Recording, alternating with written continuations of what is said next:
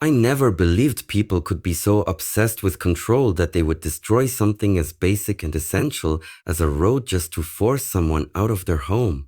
But that's exactly what happened to me. What started as a quiet, private life on my small patch of land turned into a war I never asked for.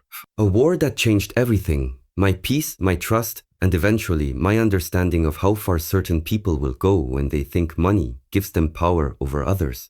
My property wasn't fancy.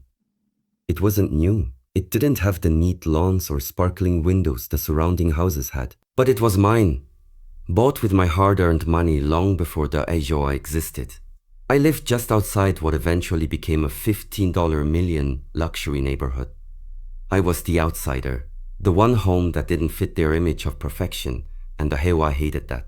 The only way in and out of my property was a long gravel driveway that ended at a wooden bridge crossing a narrow creek. That bridge had stood for decades. I maintained it myself, board by board. It was solid, strong part of the land's history. But I didn't realize the HOA saw it as a target, a weakness they could exploit. At first, it was subtle, letters stuffed in my mailbox telling me the community was upgrading and I needed to comply. Then letters stating I was responsible for appearance conflicts, then monthly fee demands.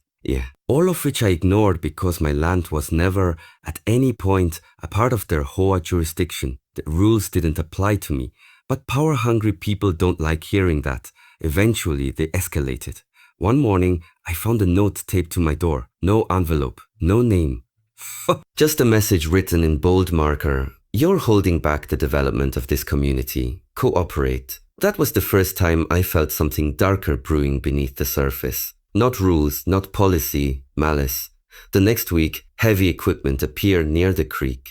I heard engines rumbling, saw men in vests talking to HOA representatives. I walked over and asked what was going on.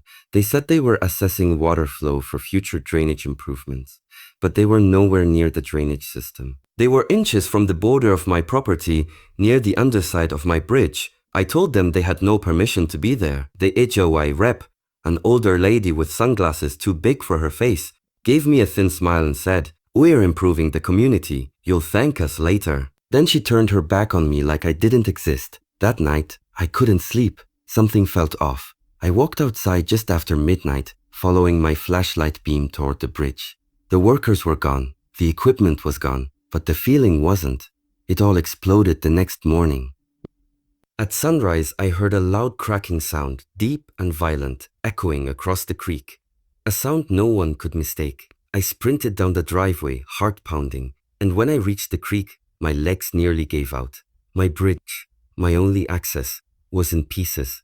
Large chunks of wood floated downstream. The central beams were torn apart, not worn, not rotted, cut, clean, obvious cuts through the support posts like someone intentionally sabotaged it. My stomach twisted into a knot. I climbed down toward the bank, examining the brakes. There was no doubt someone did this on purpose. Not long after, an HOA vehicle rolled up on the opposite side. The TOA president, Warren, stepped out with a smirk across his face. He didn't shout. He didn't act surprised. He just shrugged and said, "It was unsafe. We removed the hazard. You're welcome." "You removed my only road," I yelled back. He smiled like that was exactly what he wanted. "And now maybe you'll consider joining the HOA so we can assist you properly." That's when it clicked. They didn't want me in their perfect neighborhood.